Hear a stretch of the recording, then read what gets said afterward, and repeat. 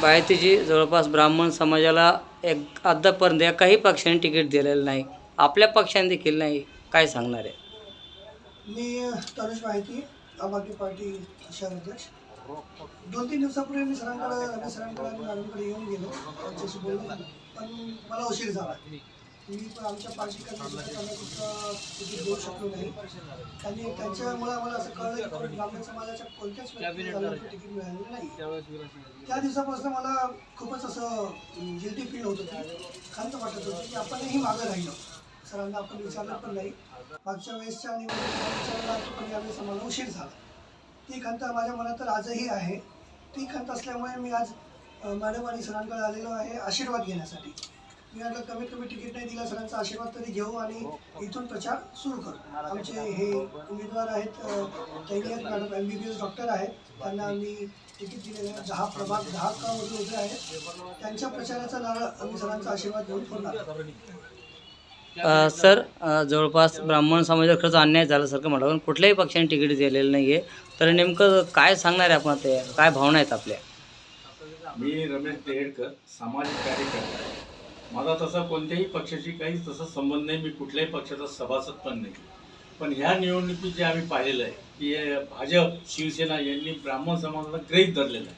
गृहीत धरलेलं असं नका, काही हरकत नाही, पण त्यांना प्रतिनिधित्व देण्यासाठी त्यांनी खरं म्हणजे हे सहभाग घ्यायला पाहिजे होता.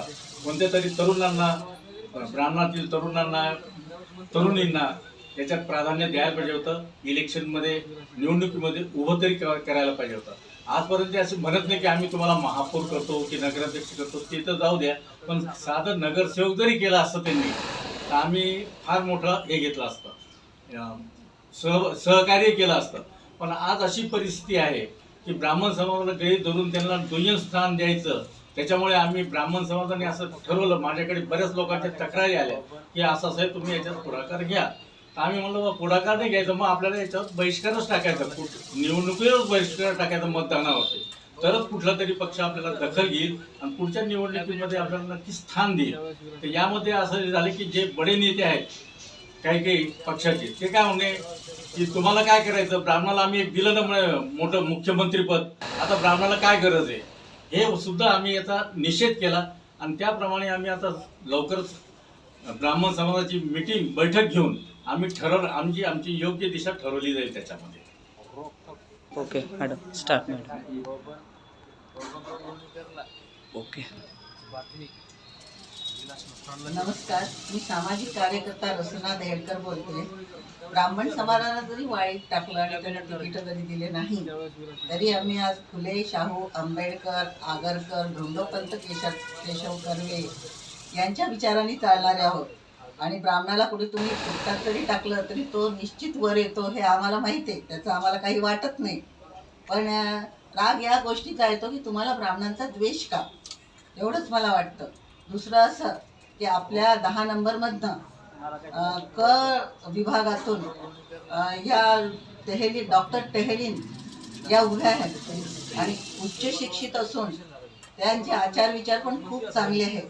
तर मला सगळ्या मतदारांना असं सांगावं असं वाटतं की तुम्ही कुठल्याही जातीचा, धर्माचा कुठलाही विचार न करता सुशिक्षित महिलेला जर निवडून दिलं अशा, तर निश्चितच महानगरपालिकेमध्ये विकासाचं एक दालन उघडं होईल आणि लोकांना चांगली सेवा मिळेल असं मला वाटतं.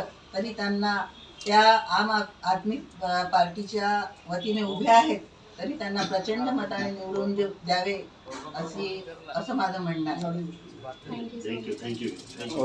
मैडम, आप आम आदमी पार्टी से चुनाव लड़ रही है, समाज में आप क्या मुद्दे लेकर जाने वाले? नमस्कार, मेरा नाम सैयदा तहनीयत फातिमा है। मैं एक MBBS डॉक्टर हूँ और आज मैं आम आदमी पार्टी से प्रभाग क्रमांक 10 क से चुनाव लड़ने के लिए खड़ी हूँ। मैं पहली मर्तबा यहाँ पर आई हूँ इन लोगों से पूछने के लिए कि यहाँ की वार्ड की क्या प्रॉब्लम्स है।